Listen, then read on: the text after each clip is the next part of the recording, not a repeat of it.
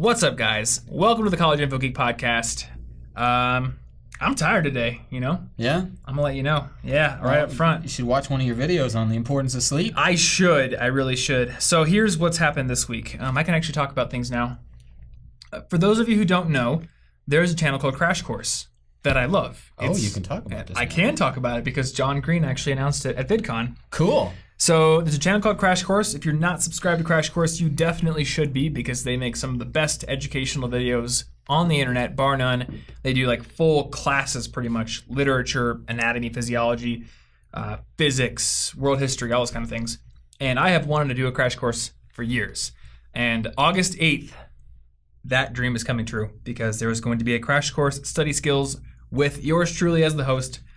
And yeah, it's pretty awesome. Was that on your impossible list? Because if not, you should sneak it on there real fast. It is on my impossible list. Okay. So August 8th, I will be crossing it off and being able to link to that first video. Nice.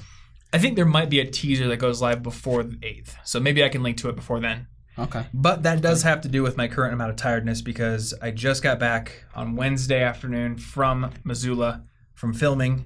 Yes. And had to work for the next 2 days straight on a video. Naturally. So I woke up at 5 a.m. this morning. And you know what? That reminds me. You know how we were working on a morning routine video? Yes. So, and I still want to do that. I'm sure people who are watching this are waiting for it. The one that's still not, The one that we haven't done yet. But I kind of have been thinking we should add something into that maybe at the end where it's this is usually my morning routine. That's because true. let's not have any delusions here. I'm not perfect. And sometimes I wake up at 5 a.m. and I edit a video until 10 a.m. because I couldn't finish it the night before. Yeah. Well, even Such is that life. Ben Franklin thing, right? He was like, I was surprised at how much I messed up this schedule. Exactly. Even Benny Frank. And I think a lot of, maybe they don't purposely try to put it out like this. I'm sure some of them do. But I think there's this perception internet gurus just perfectly adhere to their routines and they just always do the things they say they do. That's because they're And it's not ultra-wise true. gurus. Maybe I'm just not an ultra-wise guru. Yeah, maybe you should see a guru about that. I should see a guru about that. Yes. There we go. That's the only solution. They'll give me 10 tips you've never heard before that will surprise you about how to stick to your morning routine forever. Actually, I could do that. I have done that video. I just didn't name it that. We did do the how to make a morning routine Guru video. in training over here. But, I like to be transparent like that. When you're an entrepreneur, you don't always have a perfect schedule. You try. And I learned just as much doing the procrastination equation episode as anyone who listened to it might have, because I've been applying lessons from that ever since I read it. It's helping me. I think it was good that we did that episode. Yeah. It was kind of I really want to do this on the channel at some point. Let's do a podcast episode on it. And then I feel like you got way more out of it than I was even expecting. Yeah. Sometimes going and reading these things and researching them helps me see things from the angle I want. So that's pretty great. Yeah. So today, we're doing a bit of a casual episode. Yeah. Just going to say it up Filthy front. casual. We are filthy casuals today. I am okay with that. That's fine. I feel like my hardcore episode quota has been filled at least for the week. Because last week we did that investing casuals. episode. I put hours of research into that. We did the procrastination equation episode. So I want to talk about fiction books today. Yeah, and that's actually great because as we record this, and of course Ashley told me this, 10 years ago today, Harry Potter 7 came out. Harry Potter and Deathly Hallows. Today's the 10th anniversary. Yeah. Which means that 10 years ago today, I stayed up all night in an 8-hour marathon reading that book all in one go. And it was wonderful. Martin, we're dying. So yeah, I don't want to think about that. We're thinking about fiction books. So it's pretty fitting. You don't want to do an existentialist crisis podcast episode? I don't want to have a crisis on the podcast. Fine. Help me. We'll do that. Please help. Time keeps on slipping into the future. That's true. But yeah, it's just ironic or coincidental that the 10th anniversary of one of my favorite fiction books. And I won't be talking about that in this episode. Everybody knows about Harry Potter. There's no reason for me to go into that. People are going to roast me for this, but I haven't read it. Sorry, it's something really got to me a second ago. I grew up in one of those families that banned Harry Potter.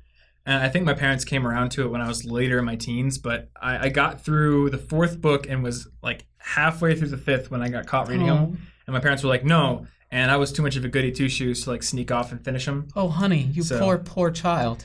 Yeah, someday I'll finish them. I definitely intend to. The last one's my favorite, so you you certainly didn't even make it to my favorite part. I know. See, so right now I want to finish the Mistborn series, and I've got one book left to do there. And then there's these Neil Stephenson books I haven't read yet, and they've just been like on the shelf beckoning you don't need to for a long time. Read it next or anything. But I do have it. They are good. Yeah. They are good. I do have it. So I will get to it. Maybe I'll buy the audiobooks and just bite the bullet at some point and listen to them on a plane. So the way I thought we would do this episode is we're going to talk about some of our favorite fiction books. Yeah. And people ask us about this all the time. But I didn't want to spoil any plot points. No. So that would be a bad episode. Yeah. I did not necessarily pick my favorite books. Like one of the books on this list is my favorite of all time. Okay. But I didn't necessarily go, all right, what's my top 5? I'm picking that. Because I've got stuff in my top 5 or top 10 that I love, but it's like, what would I talk about in a podcast episode that isn't the plot? Yeah. So I more want to talk about like, why do we read the certain fiction we read, and maybe we can talk about like what we've gotten out of specific books. Yeah. Cool things that have come of reading those. Yeah. Things like that. And this is a really important episode, I think, because we do a ton on nonfiction. We talk about tons of nonfiction books all the time, and productivity and all this stuff. You gotta work. I don't know how many times Rihanna or whoever says that in the song, but I think it is Rihanna. Yeah, okay, but I'm not hip anymore, Tom. It's been 10 years since Harry Potter. I don't want to have a crisis right now, but we talk about all this stuff, and I just don't want anybody to get the impression that if they love reading and they just read fiction, that that's like stupid or a waste of their time or anything, because fiction can be, one, objectively useful, but also it's, being happy and having fun is pretty important. So even not for the productive parts of fiction, it is worth doing. Well, I get comments from people asking, is playing video games a waste of time? And I'm like, no. Do you like it? One could argue anything to be a waste of time. Yeah. So like enjoy yourself. Just if you think you're enjoying yourself so much that it's hurting something else, maybe then you need to tone it down. But if you're just enjoying it and it's not hurting anything, why would it be a waste of time? You run the risk of getting into like the importance one-upmanship that I see sometimes. Like I remember on that Bad Habits video that we just put out last week, somebody commented just like they were laughing at how my bad habit or my addiction was drinking energy drinks, and they're like, there's so many people out there with worse habits and worse addictions. And I'm like, I never said there wasn't. Well, yeah. I never said that drinking energy drinks is, just as bad as being addicted to cocaine or something. It's obviously not, but you shouldn't trivialize people's problems. And on the same side of that, or different side of the same coin, you shouldn't trivialize the things people find to be important just because there's maybe like something else a little more objectively important out there. Well, there's always going to be some situation that's more serious. And actually, I didn't even think about that I was going to have to mention this, but this reminds me of a quote from a nonfiction book I read from Man's Search for Meaning, the guy he was like a psychologist who lived through the internment camps in Germany during World War II. Oh, yeah. And one of the things that he said in that book that I thought was really like powerful was, and I'm paraphrasing, but that a man's pain, it functions like a gas, in that it will fill its container no matter how much of it there is. So if the only suffering you've ever known is a hangnail, you're going to obsess over that hangnail because it's the only thing you've ever, that's everything to you. That's huge suffering. So no matter what it is, it's your problem and it's important to you. That does make sense. Because I remember I was like, I've been thinking about this since I was a kid. Every time, society makes some huge improvement, like we cure polio, or we discover penicillin, or even in your personal life, I get over my acne, or you get a girlfriend, you're not lonely anymore. Obviously you are happier in general, but there's never an end to the problems. No, because you just find another small one that wasn't fixed, and then you're like, well, I got to fix that. That's the one. Yeah, and I don't think you could construe it as we have a fixed capacity for pain and hence a fixed level of happiness, and you'll always be that level no matter how good things get, because I do honestly believe you can become happier. Well, yeah. But to your point about it all being relative in terms of pain. Yeah. Yes, I agree. Yeah. And so if people want to play video games as a break, again, as long as it's not interfering with your goals, Yeah, absolutely. I play tons of video games. I just bought Splatoon 2. Who cares if somebody else thinks that's a good idea? Yeah, I'm excited to play Splatoon 2. I'm going to play it all night tonight. That's my plan. I mean, I might go to bed early so I can get up and hike or something, but that's my plan for tonight. Just play that game. And on the same token, fiction is great. Yeah. From a fun perspective, but also just from like a learning perspective. Yeah. I brought like 3 out of my 5 are physical, and each of these 3, and then the other 2 that are not physical, have done something to enrich my life beyond just the fun act of reading it. Yeah. And I just realized there's a red stain on this one. Is that blood? What? You think that's blood? It might be. I don't know. Could just be red ink. Well, now that we've got a murder mystery on our hands... Ooh, this podcast just took a turn. You get things from these, and fiction can be useful. You can live vicariously through the characters, which is... I love that. You can picture every scene through your own eyes if you want, if you identify with a character and get inspired. You can learn to empathize with people who have done different things from you. Yeah. And it's also a way to sort of escapism, but escapism isn't always bad, because if you can temporarily escape a problem, give your brain a break from the stress... you can come back with the inspiration or solutions to examples in maybe a book that applies to your life. Like, fiction is not pointless. And there was this great Buffer article, actually, that I'll link to in the show notes about some of the benefits of fiction. And I can't remember what it was, but it might be that they have a company policy where you can just like read as many books as you want or something cool like that. Buffer does have like an unlimited Kindle credit card that you can just buy as many books as you want. And the article's great, and it goes into a lot of the sort of productive benefits that you get from fiction. And I think that's important if you feel the need to justify it. But just having fun and sort of that's it. If you make yourself hate reading because you've read nothing but nonfiction because we mention it, and you've read nothing but class assignments, and now you hate reading, then those books have done you a disservice. Yeah. Yeah, and the one thing with fiction, and I see people put this in the comments on my videos sometimes, they're just like, I just can't get into it. Yeah. And I also have that problem, but I find that if I just kind of muscle through the first chapter or 2, that's when it really does become like escapism for me, and I get really into it.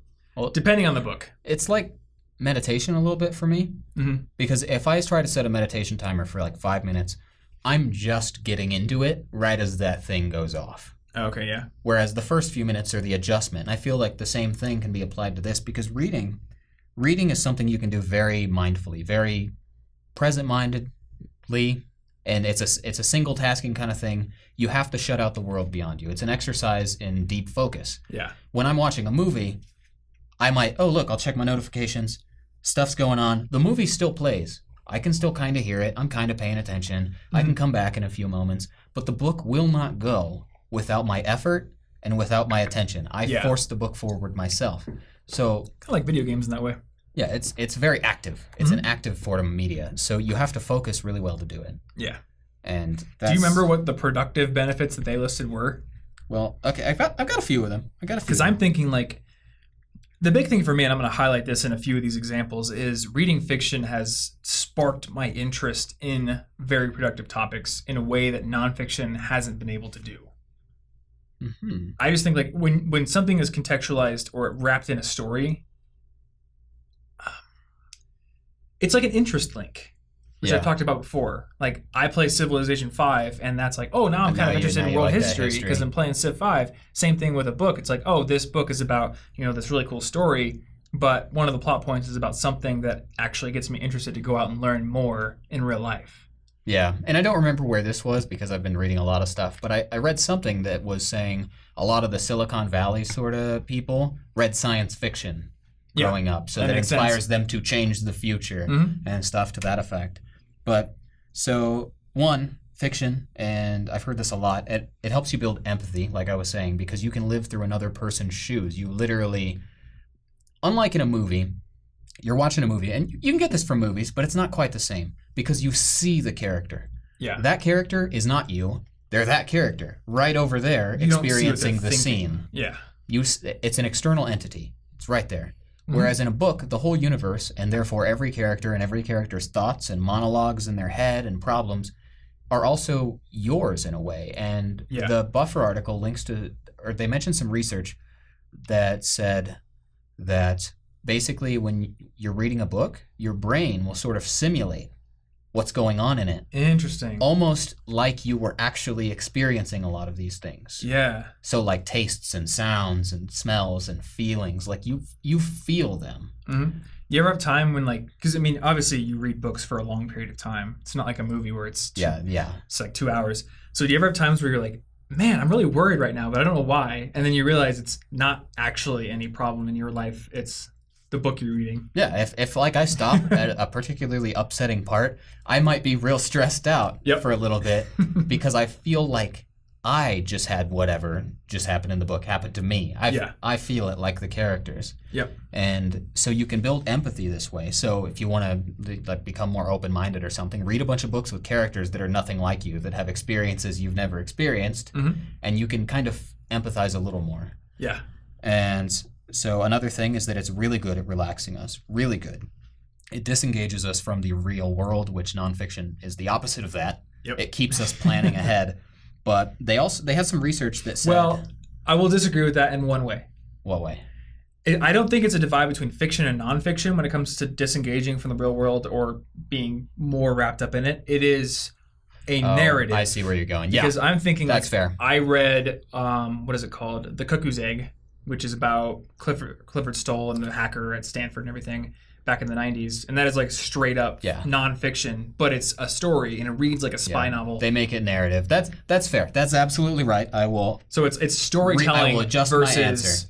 Versus like self-help or topical education. Yeah, if I'm reading the procrastination equation, I'm thinking, how do I apply this to my life? But if it's a narrative, if it's a story, I'm experiencing somebody else's situations, I can get lost in it.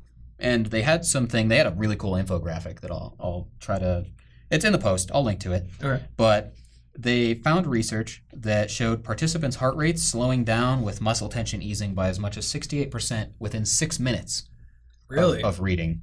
And they had this chart, and I can't remember what was on it, but it was like 600% more than video games, 100% more than drinking a cup of tea. Like a lot of comparisons where reading just does this. And my favorite author, Kurt Vonnegut, actually, he used to read short stories, and he referred to reading short stories as a Buddhist catnap because he was saying when meditation and Zen was becoming a fad over it, like it came to the Western world. Like Alan Watts and all that. Yeah, and he was saying, we already have our Western way of detaching from the real world, and it's reading short stories. It's what I need to detach from the world, become present-minded, focus on a single task. So he called reading short stories Buddhist catnaps, and I like that. It's a short form of meditation. It's you get really into it, and if you're into the story, you completely disconnect from your real problems. Yeah, and it's good for your heart and your muscles and your brain. You can't be stressed all the time. So that's a real benefit, just like meditation. Well, I really like that because as a productivity person, I feel like I am supposed to be a meditator, but I hate it. Oh, yeah, you could. I hate meditation so much. Just do other stuff mindfully. You cook mindfully, play an instrument mindfully, and reading fiction is just a really fantastic way to do that as well. So also, this one's obvious. You can build vocabulary reading. Absolutely. Very much one of the best ways to build vocabulary. My Spanish tutor has actually been telling me to read more Spanish fiction because if I see the same word, like I read Story of a Shipwrecked Sailor in Spanish about this guy in a shipwreck, blah, blah, blah, blah. He's stuck on the ocean for like 7 days or something. And it's a true story. But I learned a bunch of words about the ocean and like about starboard and port. I don't remember them at the moment, but I did learn them throughout the book. I want to say starboard's right if you're looking towards the... I think so. What is the head of the ship called? I don't know. Man, our sea legs are very shaky. Yeah. Keep going. I must Google this. Yeah, I kept learning new vocabulary through that in foreign language, but it works in English or your native tongue as well, because when you see the same word several times and you're reading a book, you don't need to really stop and check a dictionary every 3 seconds, because if you keep seeing it in different situations, you'll probably put together a pretty good estimate of what it is. And you'll remember it better seeing it in real situations than you will, say, from a flashcard. Yeah, that makes sense. At least unless you're using like spaced repetition or something. Yeah, but you get context built into the story, which is a big benefit. Yeah, it's a very natural spaced repetition. It just comes at whatever pace the story needs the word, and that's the pace at which you need to remember it. So So quick fact check update. Oh yeah, here we go. If you're looking towards the bow of the ship, which is the front, then yes, port would be left and right would be starboard. Okay. And then I think the back is the keel. I don't know. I can't look up all these things. Yeah. So. The other thing I was going to say is when you read fiction or narrative nonfiction, you get conversational vocabulary. Yes. Which is different and often more diverse than the kind of vocabulary you're going to get when you're reading through a topical educational nonfiction book. You get new vocabulary as people are saying it. Even though it's not real dialogue that's actually happened in the real world, it is still dialogue. So it is a way that you would actually speak instead of it just being like people who speak like they're reading a nonfiction book. It's not very engaging. No.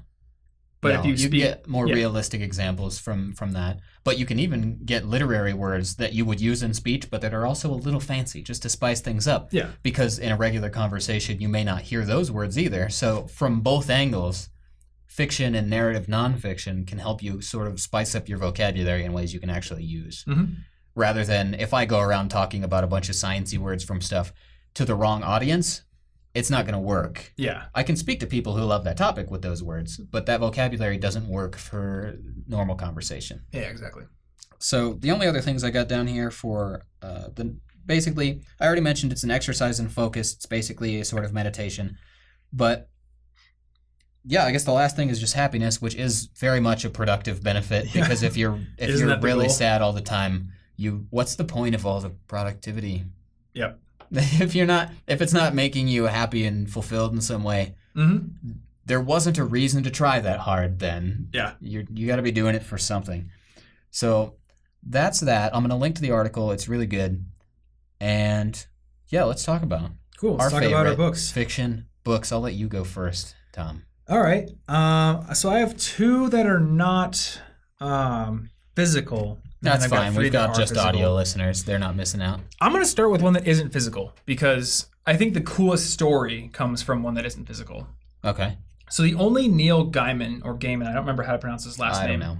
The only Neil Gaiman book that I've ever read is American Gods.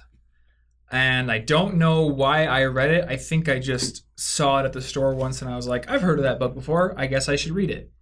And I've actually heard they're making a TV show of it now.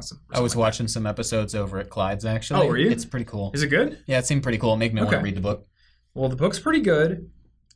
And I remember thinking, the book itself, the story, the whole, narrative wasn't my favorite. It was good, but it wasn't oh my God, that's up there cemented in my top 10 or whatever. Yeah. But that is the only book that has, the only fiction book that has made me travel before. Really? Yes. Where'd you go? So in the book, and I don't want to spoil too much of the plot, but there's a place that they go called House on the Rock. And it's this roadside attraction place in Wisconsin. It's I remember you going there. Crazy, ridiculous, almost like a museum, but it's the most weird, creepy, odd museum it's the weirdest place I've ever been, ever. Bar none. So I was reading the book, and I was at Camp Nerd Fitness while I was reading it. And I came across this part in the book, and they went to it, and it was describing all the crazy stuff inside of it, this giant carousel with crazy dolls and mermaid statues on it and stuff. And I was like, does this place really exist? Because it seems too weird to exist, but he's saying it's in Wisconsin. So I Google it, and yes, it exists. Is this one of those a builder went insane and started putting stairs to nowhere kind of situations? That happened in San Francisco. There is a house like that. Okay. I don't know. I think what happened in San Francisco is that lady believed that she would die if she stopped building. You know what? Builders just aren't crazy enough anymore because where are all the cool eccentric buildings being built right now? I want some now. I think they're adding on to House on the Rock. Oh, good. Continuously. So there's one. Good. The thing with House on the Rock is I don't think he was insane. He was just a really eccentric guy, and he built the core house, and he built it as wrong as possible. They call it the Frank Lloyd Wrong House, actually.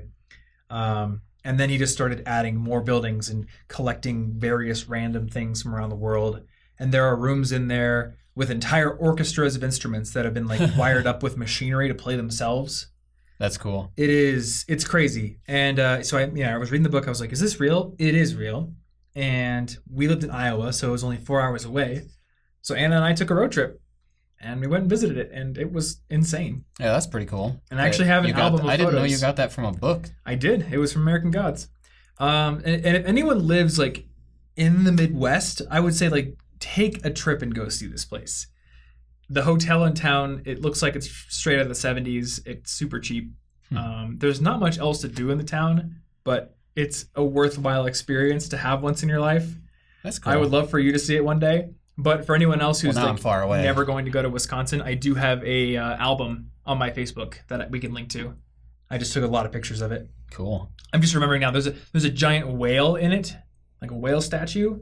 Okay, it's not like a real big. whale carcass? No, it's not a real whale carcass. Is it been like, what's that word, taxidermied whale? That'd be ridiculous. No, there's probably taxidermy in there. I can't remember. But there's definitely a huge whale statue, and like one of the teeth is as tall as me. It's nuts how big it is. I do want to see this place now. That is weird. It's really cool. And he's got like a whole armory full of like weapons from all kinds of eras of history and countries. Pretty sure I'll be haunted forever if I go, but You might be. I'm possibly haunted forever. that's fine. But yeah, so nothing else really special came out of that book. I enjoyed reading it, but no other book has made me go like spontaneously, I'm going to take a road trip and go see a place that I read about in a fiction book. Yeah. And it's just one of the most memorable experiences I've ever had from that. Yeah, that's cool. I didn't know that's why you went there. It's kind of cool, like saying like, oh, I went to a place not because I read about it on TripAdvisor or somebody said like, oh, it's top 10 vacation destinations. It's like, no, I read about it in a story. Yeah.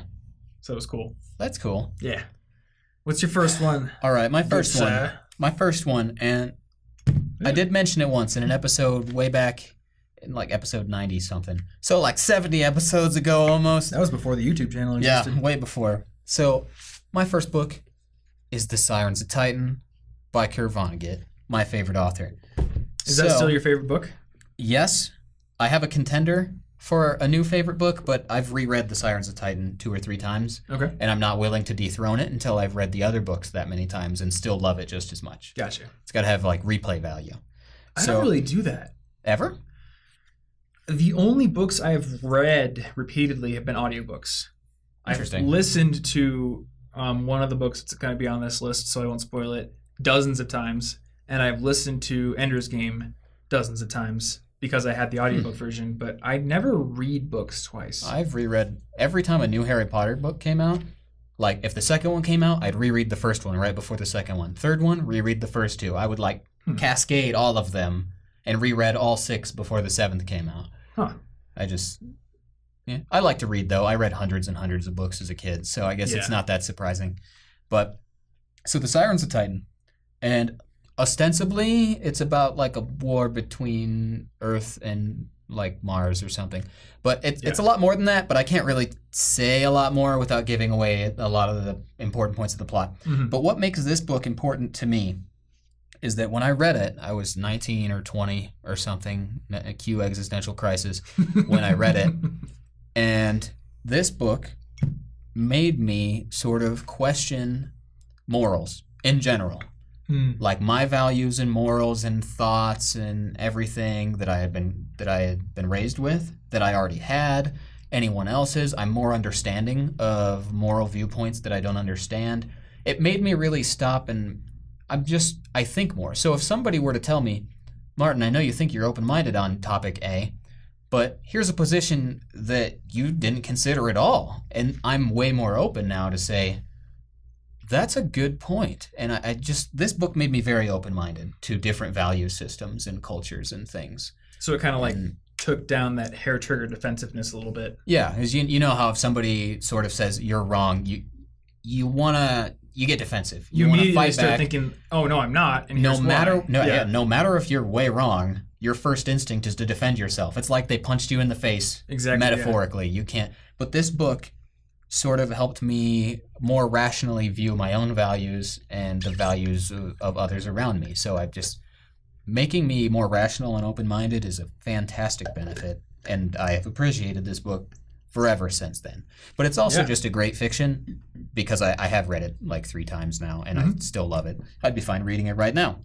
And because of it, I'm going to read every book Kurt Vonnegut has written. I'm several into that list, but it's the reason he's my favorite author. Yeah. So I have read that book. Yeah.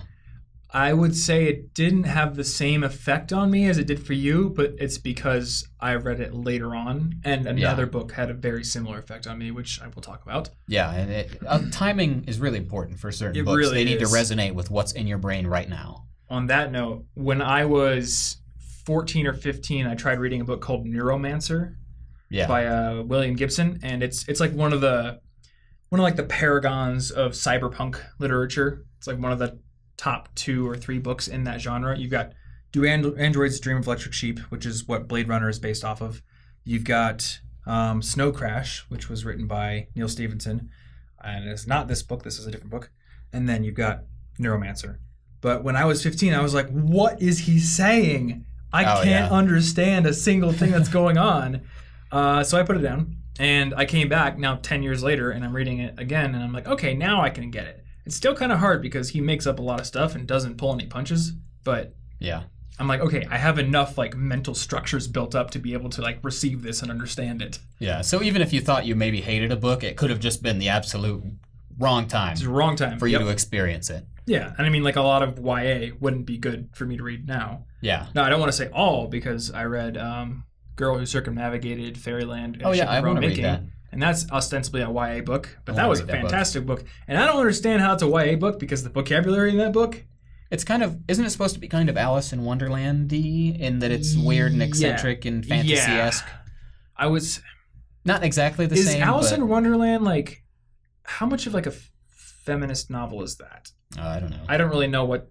I haven't read it. I've just seen the Disney cartoon. I haven't read it in a while. It's a lot of just literary nonsense and wordplay things. I would say Girl Who Circumnavigated Fairyland is like it's in that vein of like a very wacky place she's going to, but I think she has a lot more agency as a character than Alice did. Oh yeah, Alice is kind of just sort of cluelessly doing stuff. So I do want to read that book though. Yeah, at least in the Disney cartoon. I haven't read. What's the actual Through the Looking Glass? Is that what it's Alice's Adventures in Wonderland, there's 2. and then Through the Looking Glass and What Alice Found There. I actually really like both of them, but I'm not going to talk about them today. There's going to be a lit major in the comments, just like these guys have no idea what they're talking about. Well, that's probably true. I didn't stop to analyze those books in particular. Yeah, and I haven't read them. But the other thing I want to say about that book is I still want to try the investing strategy. Oh yeah. That book. So we talked about investing, I think, last episode. There is a solid investing strategy. It's so good. In the Sirens of Titan. And if you do it, you'll be so rich. I've actually had an idea. Probably don't, though. I've really wanted to do this with Andrew on Listen Money Matters. I want to have like an ongoing check-in segment. See if it works. Where just every week we make one new trade based on the formula in that book and see how it goes. Yeah. I would love to see what happens. Yeah. And I bet you that it would maybe not do as good as the market in the index, but I bet you it would beat a lot of fund managers who are trying to make smart picks based on like logic and their own You'll never believe this investment strategy. It's a really dumb strategy. Banks are going to hate you. Yeah, it's really dumb. Yeah. All right, anything more you want to say about that book? No, that about covers it. What's your book 2? I will go with this one. So the second book is The Diamond Age by Neil Stephenson. No, I said Neil Stephenson's like one of the forefathers of cyberpunk. And this is his second book that matters, I would say, because I think he wrote a couple, or maybe at least one before he wrote Snow Crash called The Big U, and even he doesn't like it. It's like some college novel.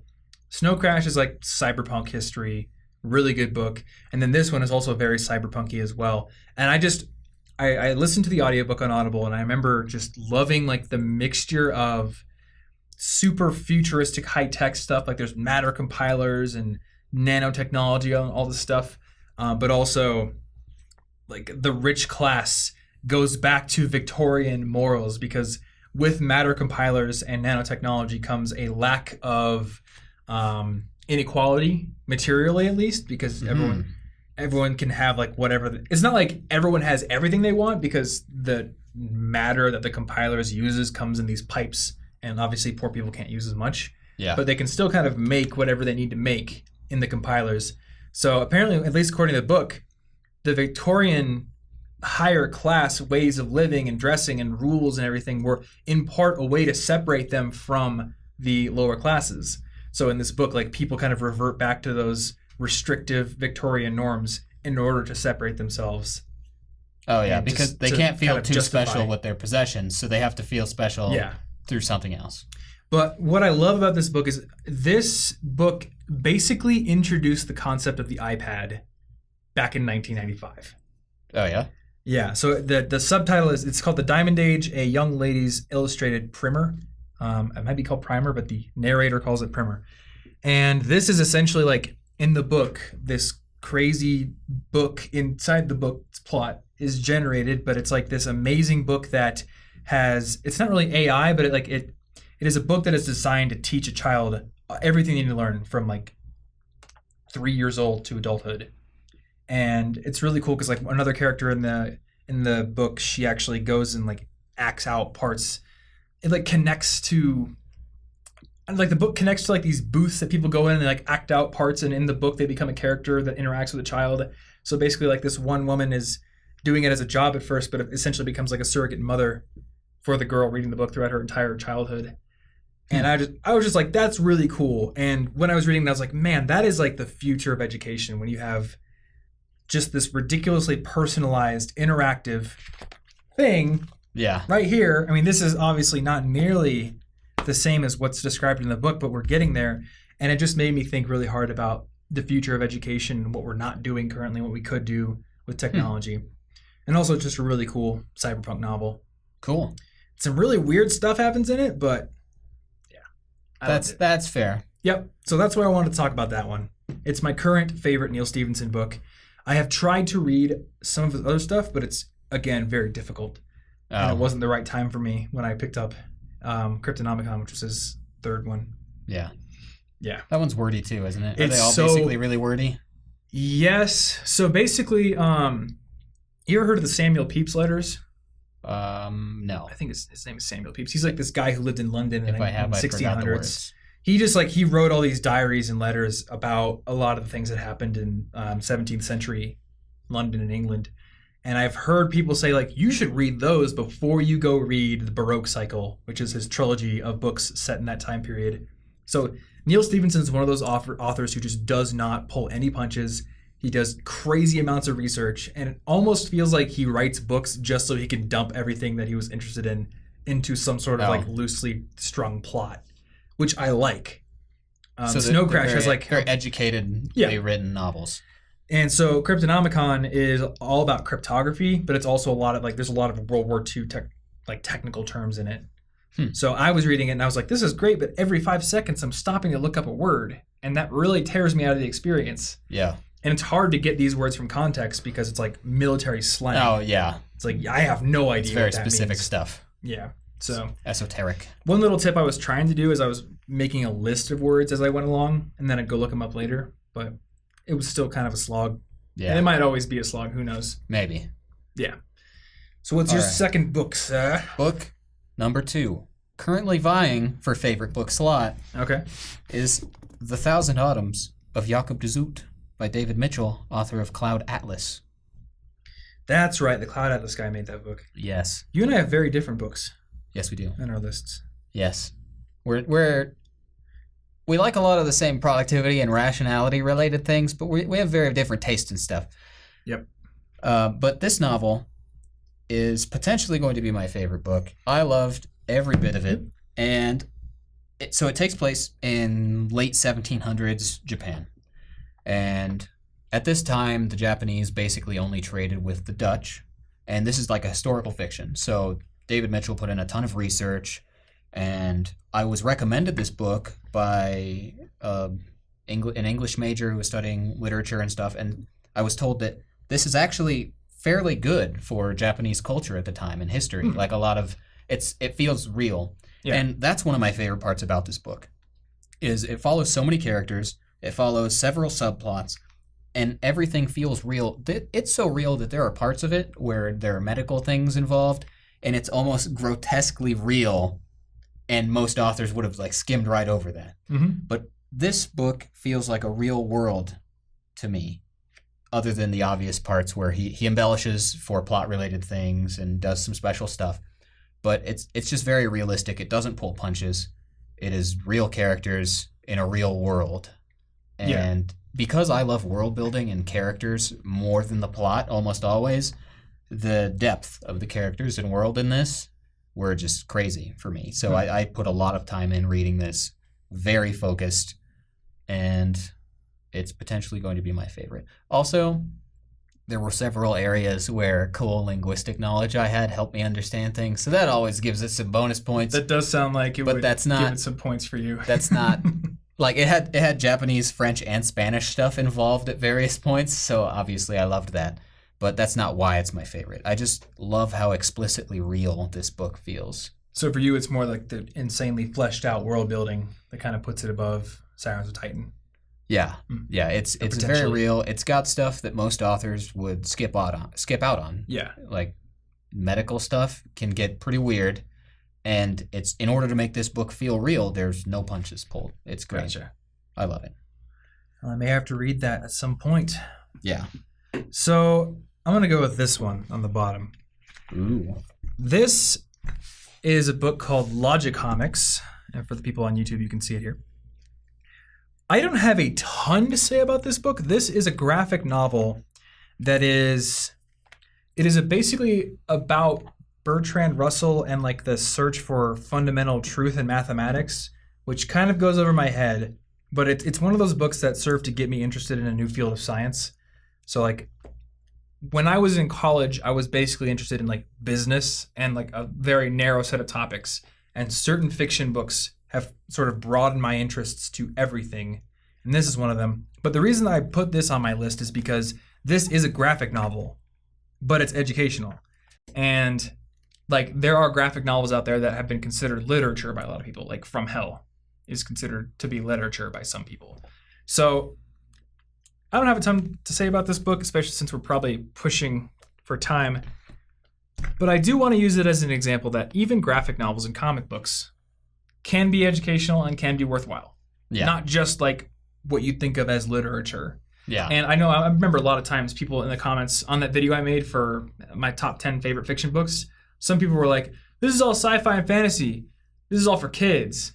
And I'm like, just because it's not high-minded, Charles Dickens or something. That's like saying you can't play Mario. Call of Duty is the only adult game. Yeah.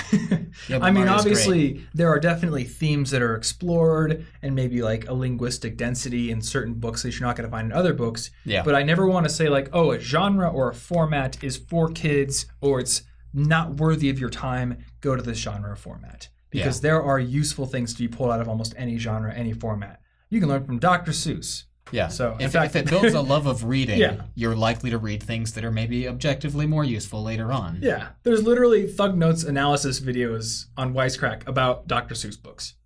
They go real deep. If there's enough there for Thug Notes, then it's worth reading, I say. Yeah. So yeah, that's that book for me. Okay. Well, book number 3. This book I picked up because it was just coming out. I've never seen that or heard of it. The Buried Giant by Kazuo Ishiguro. And this book, I knew very little about it other than the main plot point, like the stuff you'd find on the sleeve. It is a fantasy book, and the protagonists are an elderly couple who's suffering from memory loss. Oh. And that, to me, was so unique, Usually Adventure calls, but these people, once again, it feels like more real in a way because adventure calls, but they are not conveniently in their physical primes, their mental primes. We know a bunch of magic. We're super smart magically. No, it's just an elderly couple that has to go do something, and they're suffering memory loss, and it's just way different than other fantasy stuff. Yeah, that's cool. Kind of steps out of the normal archetype. So just because of that was the only reason at all I needed to read it, and I really liked it. It was really good.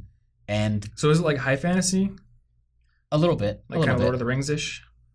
Almost. It doesn't get quite as crazy with like different creatures and stuff, but it is fantasy. Like it's called The Buried Giant. Okay. And it's really cool. I only picked it up because of the interesting character choices, and it was worth it. Cool. I also like that the pages are black on the side. Yeah, this copy looks cool. This copy is beautiful. Yeah. I love it. It's also signed. Ashley got it for me. Oh, is it? Nice. Yeah, it's pretty great. Did she get it at NerdCon or something? I don't remember where she got it. Someplace. But it's great. She got it from the signed book Black Market, probably. Ah. Yeah, I'm those sure. black markets of signed books. Actually, that reminds me. A lot of times I see authors, they'll like tweet pictures of themselves in airports, and they're like, I just went and signed 4 copies of my book in the bookstore at the airport. Oh, yeah, you better find them. I like that. I should put that on my impossible list because I've always wanted to do that. Yeah. I was going to be like, yo, I just signed a copy of my book. Yeah, you're going to get caught and they're going to kick you.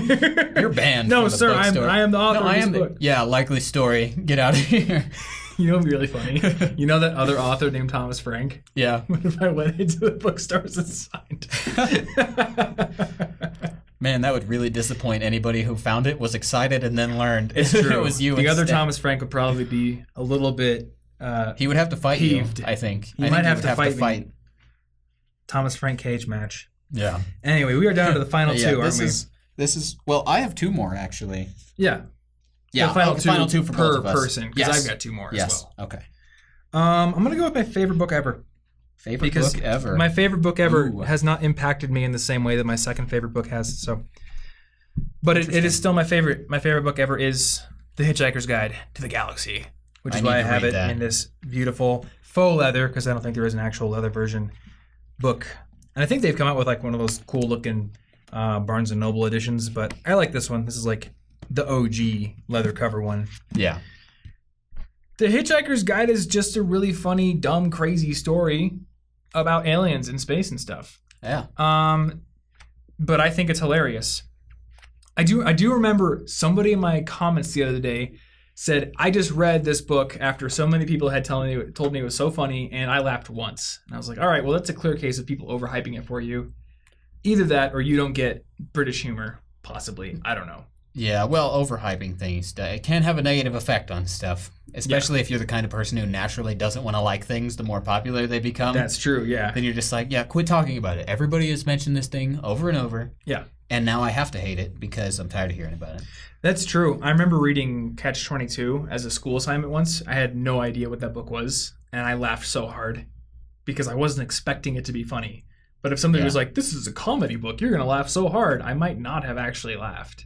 Yeah. I think it's like the absurdity of something and you not expecting it to be absurd. That's like makes part of how funny. humor works. Yeah. It's like if you expected it, it's probably not that great. Exactly. So I don't want to like overhype the humor in this book.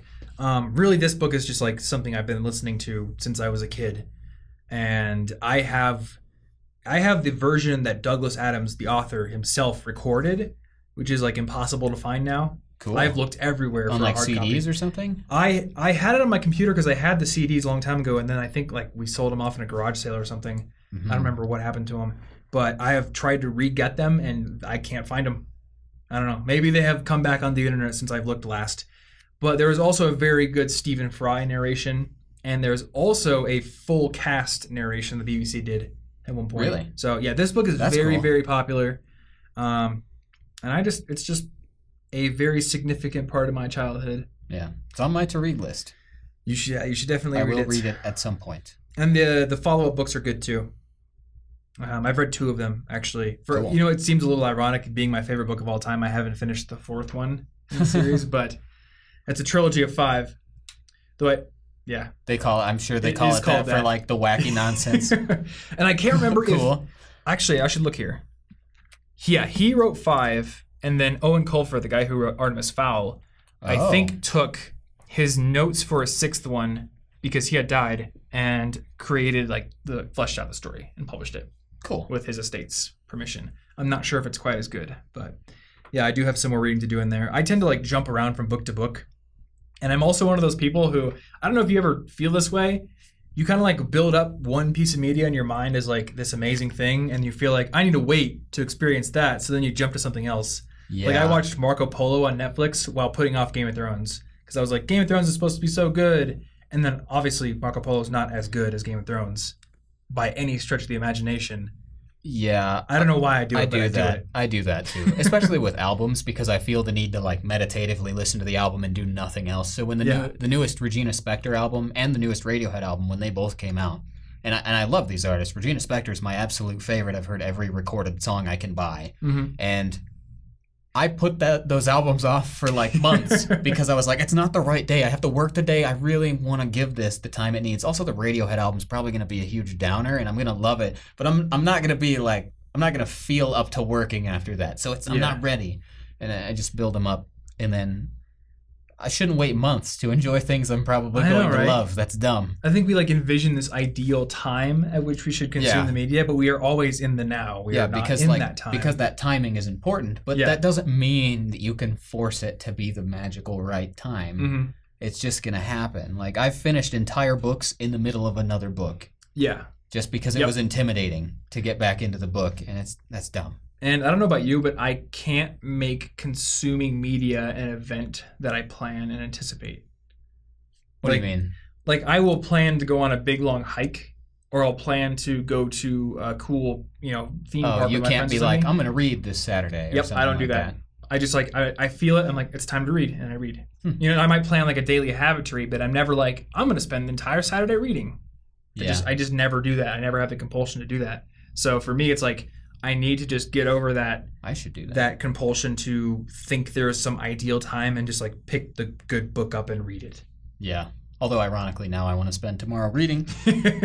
But yes. Yeah. Regardless. Second to last book for you. Yes. Book number 4. This is from the Kingkiller Chronicles, so do not read it if you have not read both The Name of the Wind and The Wise Man's Fear. Which you should read. That you should read. They're great. Yeah. But I want to talk about The Slow Regard of Silent Things. It's sort of a novella in the series. It's not a full novel, as you can see. It's not very thick if you're watching. And like with 2 C's? Yeah, like with 2 C's. And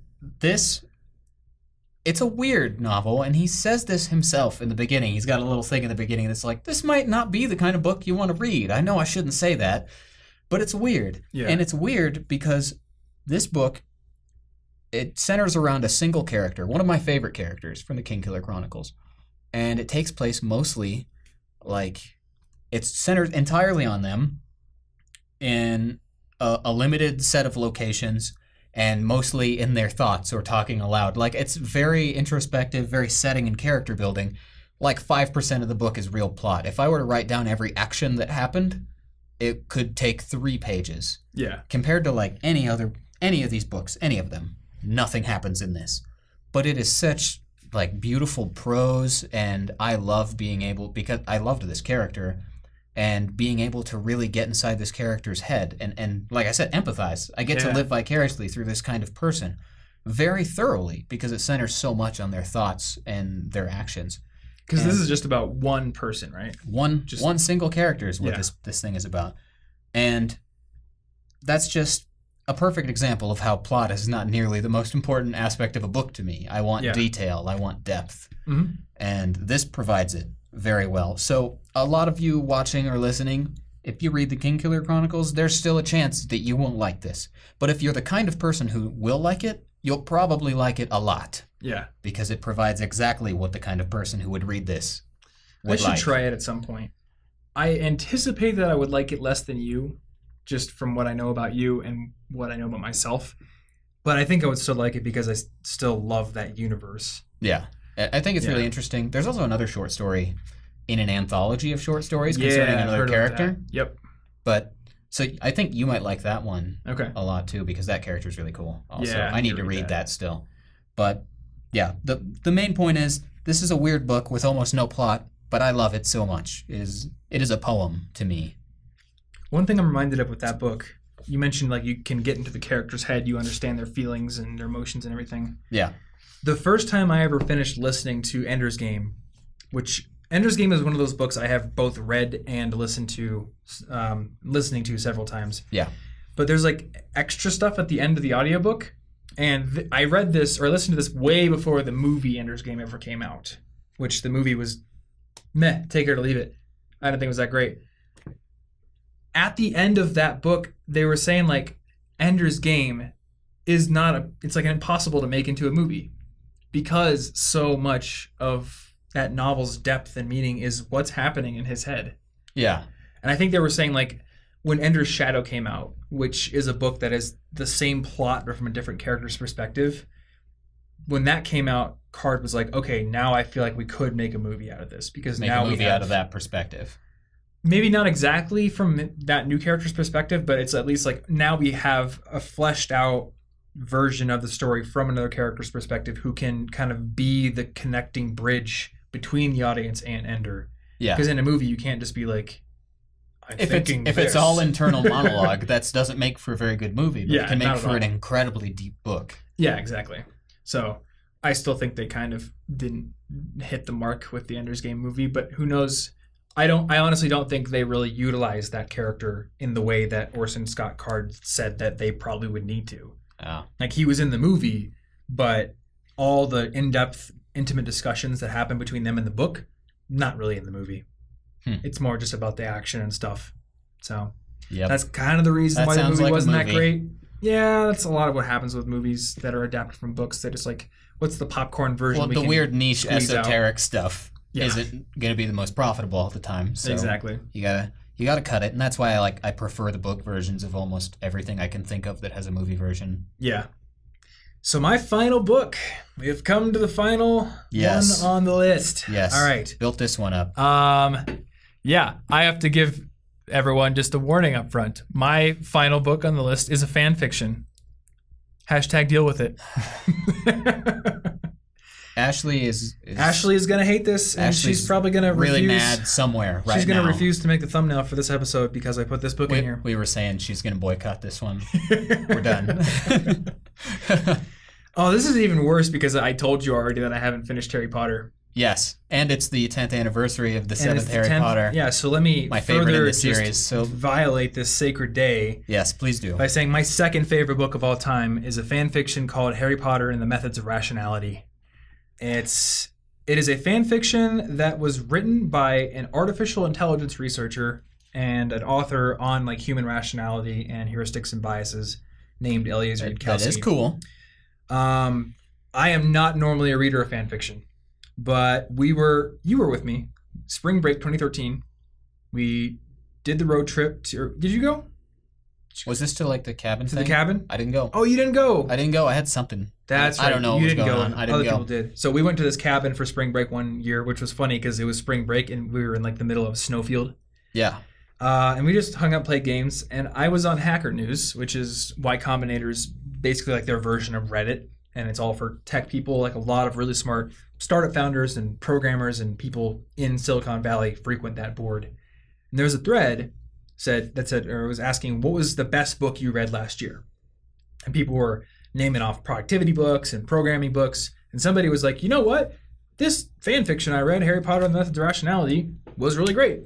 And they linked to it. And again, because I had built up other books in my head and pushed them off, and I'm just like, I have this tendency to click on random things and start reading them. I did that. And then I got hooked with it.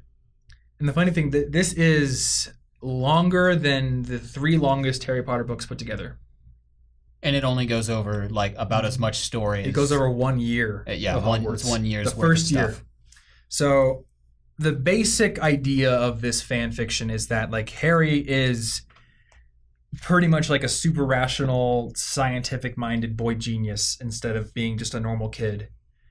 And it's just like, and like his whole purpose is to like figure out the scientific origins of magic and how it works. I'm picturing him as Dexter now, and I think that makes me like this fanfic better. He honestly kind of is like Dexter. Cool. Except for he's like more of a jerk, less of an idiot, because Dexter's kind of stupid. So he's Mandark.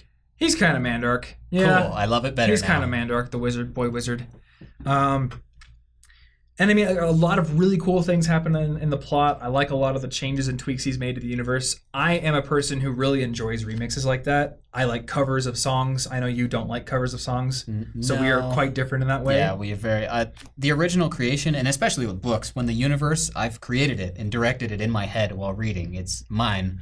It's very sacred to me, an author's creation, and most of the time I don't want most other people to mess with them. I have no sacred anything like that in my head. It's like a fork. Nothing is sacred to me. It's like I've got the original Harry Potter over here, and then I've got this over here, and they're 2 separate things. But I love I love things that intelligently and at least like don't do it in a bad way. But if they're good at it and competent at it, I love things that riff off of an existing creation. Yeah. I love covers. I love parodies. I love all that kind of stuff.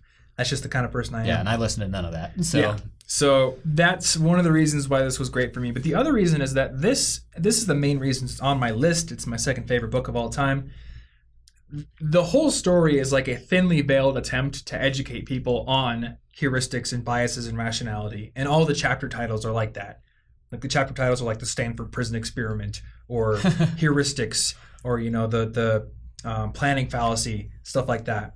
So a lot of those themes are woven into the narrative. And that, like reading that, like I mentioned earlier with Logic Comics, that got me really interested in rationality. That's the reason I went and read Thinking Fast and Slow. It's the reason I went and read a lot of the sequences on lesswrong.org or .com. I can't remember if it's .com or .org. We'll have it in the show notes. And I went and read about all these, like, this is why you think incorrectly a lot of the time. This is, recency bias or the, what's the availability heuristic, all these things. This, like, led me down a rabbit hole of research and honestly questioning my beliefs that I had been afraid to question for a long time. And I changed as a person, like, massively. And, like, this was kind of the seed for it. This was your Sirens of Titan. Yes, this was my Sirens of Titan, which is why when I read Sirens of Titan, I was like, this is a cool fiction novel, but it's not necessarily changing me. It wasn't mind-opening. I've already been changed. Yeah. And it opened my mind in ways that no other book has done. I grew up in a very religious household. I would say, like, the seriousness of our religious practice kind of waned as I got into my teens, but all through childhood, we were going to church every Sunday. We went to, like, Baptist church, and it was like, you believe these things or you go to hell, that kind of thing. Yeah. Like, that was just pounded into my brain. Very strict, like, don't question exactly. the stuff. And my dad growing up, he's a very logical, rational, intelligent guy. So I always figured, like, well, if he believes that stuff, obviously it must be true. And even going into high school, I started doubting some stuff, but I was like, no, that's got to be true. I must be wrong. And I would just, like, have a mental stopper there. And once I read this book and then started digging into some of the nonfiction parallels to this book, I kind of gained the courage to, like, really read into things that I almost felt guilty for researching in the past. Oh, yeah. Actually did it, started to change my beliefs, and honestly changed how I act. It's not even an exaggeration to say, like, reading this book has made me a better boyfriend to my girlfriend Anna, a better friend to people, a better mentor to people who I mentor. It made me a better person. And I'm not saying it's going to do that to everyone, because he even says in the beginning of the book, kind of like what Patrick Rothfuss says, this book is not for everyone, and if you don't like it by chapter 10, you should probably quit. Yeah. But it was perfect for me. And it just, No, that's had a awesome. big impact. And it sounds like it sounds interesting. It sounds cool. I've got my weird sacredness, but it does sound like it would actually be really cool. And it'd be interesting if they taught, like, a class and that was assigned reading. That would be pretty interesting, yeah. Yeah. And I would say, like, to anybody out there who doesn't want to read Harry Potter and the Methods of Rationality, but wants to learn about these things, go read the sequences on Less Wrong. Actually, I think he has since released a book. It's called Rationality from AI to Zombies. And it's just like a compendium of all those articles. Or go read Predictably, I think it's called Predictably Irrational. I think it's Dan Ariely. That's like a really good starter one. And then there's Thinking Fast and Slow by Daniel Kahneman. I want to read that. That one it's a bit of a slog because it's like research result after research result. But it's very interesting, very eye-opening stuff. So you can kind of skip the Harry Potter fanfic if you want and just kind of move into rationality.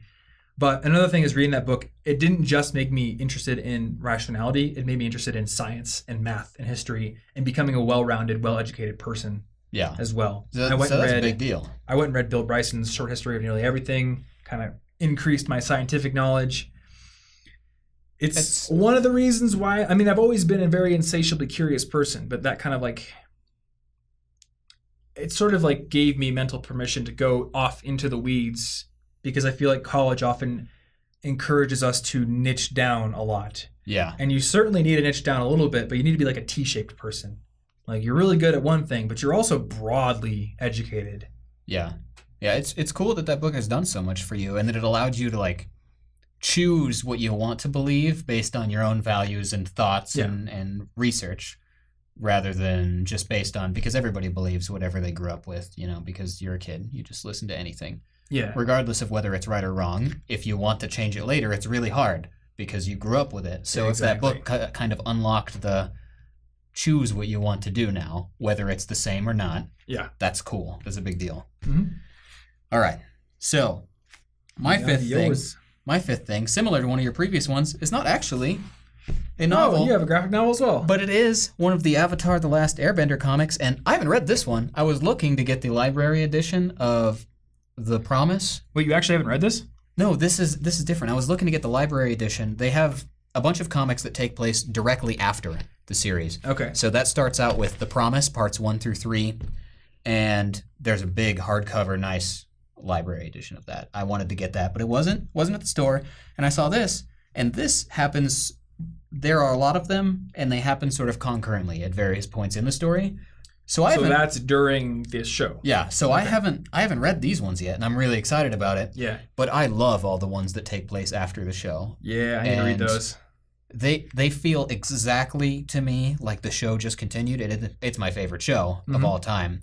So it's wonderful. So yeah, I just included this because not only do I love it, but not everything needs to be crazy literature. There are graphics. Clearly, I don't get to imagine the characters how I want them to look. I know how they look. They're in a show.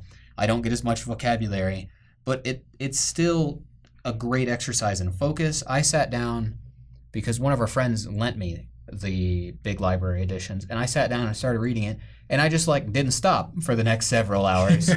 And that's a crazy amount of focus that's hard for me to get these days. I do get that with comic books. In fact, I subscribed to Marvel Unlimited for a little while. Yeah. And I had to unsubscribe because I was using it too much. Oh, because you kept reading comics? I wouldn't go to bed. I went through all of the modern Iron Man. That's too many. Yeah, it's like a dump truck just shoving food down until you explode. It's just too much. Yeah. But comics are frustrating because it's like you have to follow it and you have to either buy the trades or buy the issues and then these stack up. Yeah. And Unlimited kind of solves that problem, but I just couldn't regulate. Yeah. And see, that's why I like these Avatar ones because they are limited in number. It's true. There's not many. This one holds 28 different little comic book issues that came out over the years. And the big library editions are 3 larger ones. Yeah. And you just buy the big edition. I'm not buying the singular comics because I don't want the small ones. I want the big fancy ones. And a new one for this latest trilogy of comics is coming out sometime later this year, and that's on my calendar, and I'm really excited about that. Cool. You know, I think Avatar is now my favorite television show ever as well. I love it.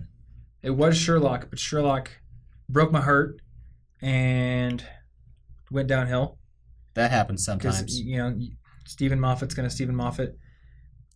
And Game of Thrones is amazing, but I think Avatar takes it for me. Oh, P.S. Air Nomad for life with a Y. Specifically with a Y. Yeah. Yeah, that's how you know I'm cool, but Air Nomads are the best. Just saying. I'm just throwing that out there. I'm probably an Earthbender. Yeah. But I feel like I don't identify quite as strongly with one element as you do, because waterbending also seems really cool. Yeah. If I could do both, that'd be pretty sweet. Fair. Then I'd be like half Avatar. You have to be the Avatar. Yeah. There we go. That's my element. It's being the Avatar. That's cheating. That's like, what superpower are you gonna have? All of them. Yeah, my superpower is that I can have every power. It's awesome. Pretty good power. Yeah, that's cheating. That's against the spirit. It actually is very uninteresting. Brandon Sanderson, the author of Mistborn, actually has these rules of fantasy he's written out, and one of them is that limitations are more interesting than powers. Yeah. So all of his magic systems are always built on limits and almost scientific hard principles, and that's why Mistborn is so cool. Because not do they flesh that out a lot? Very much so. It's not just they waved the wand and something happened. Which, I mean, in Harry Potter, that's fine. Because I feel like the magic system isn't really a focus of it. The point of the story isn't... Yeah. Obviously there are messages beyond just the magic and stuff going on for that. And I mean, I love Harry Potter, but part of the reason I love the Kingkiller Chronicles so much and Mistborn so much is because both of them have magic systems that are very scientific. And you get to go through this process of discovery with the main character of this is how these things work. Obviously, this only works because of gravity. Or if you do this, there's a reaction, just like in physics. It feels like you're learning. Yeah, I love it. It's just it's like scientific fictional crack. Yeah. Yep. Anyway, so that's our 5. If you guys have listened this far, down in the comments below, if you're watching this on YouTube, I would love to hear about your favorite books. So let me know. Give us some recommendations. Maybe we'll be able to branch out a little bit. I have way too many books on my to-read list on Goodreads, so please go ahead and give me some more. Oh, in the show notes for this episode, we will link to both of our Goodreads profiles. So if you want to see the other fiction books we're reading or the nonfiction books we're reading, I keep my Goodreads pretty updated. Mine is absolutely always updated. I'm very strictly updating that. I don't put when I finished a book, but I add it. Like I've become more casual. It's still there with like when I finish. I just put them on there, but it's like a repository for what I have read, what I am reading. Yeah, Goodreads is one of the few sites that I have to log into that I always feel really good about. Yep. Rather than like Facebook or Twitter or something. There's always a part of me that's like, what are you doing? But with Goodreads, it's all good. I feel great. Well, it's right in the title. It is right in the title. It should have been goodfacebook.com. Then I would feel good about it. Yeah, good That's Twitter. not how that works. Let's make our own social network. Goodsocialnetwork.com. We don't have to be imaginative here. There's a universe where that's working. That's true. That I could see. There's a real situation in which that could work. Yeah, but there's also not right a universe now, where I have like giant lobster arms. So yeah, it's a pretty sweet universe. There's nothing less logical about that.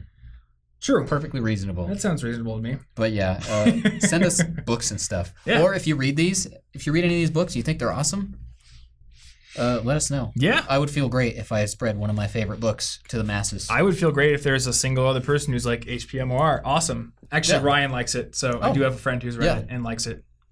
And I've had a few people tweet me going, thank you for the recommendation. I was skeptical, but holy crap, I like this. Yeah, well, I mean, when you hear fan fiction, there's a lot of... It's so everywhere. There's a stigma. That it could be... You can be skeptical because there are so many types that you can't guarantee quality. There's no editor forcing quality through.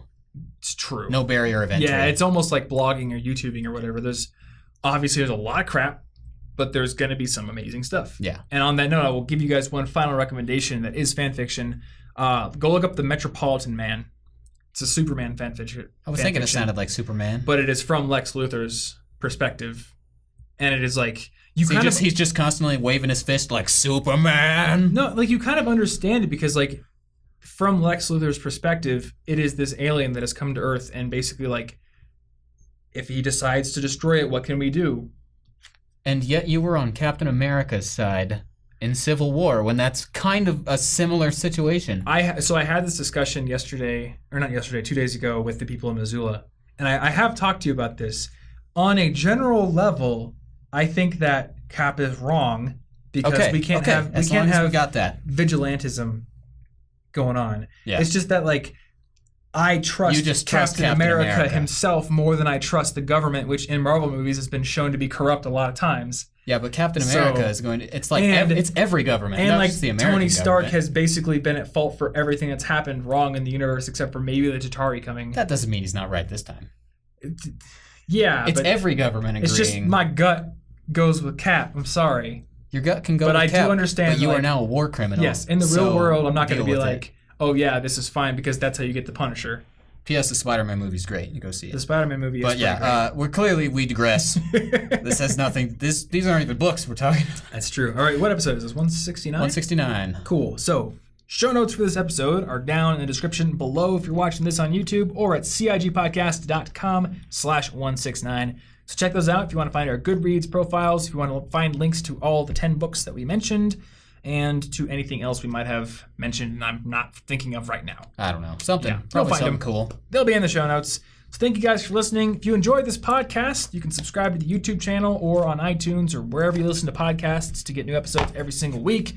And if you do happen to have iTunes, a great way to support our show is to give it a rating and review. That helps bump it up the charts. It lets iTunes know that people are listening. And it also lets us know what we're doing and what we can do better. So thank you for your feedback if you have it. And we'll see you in next week's episode. Stay cute.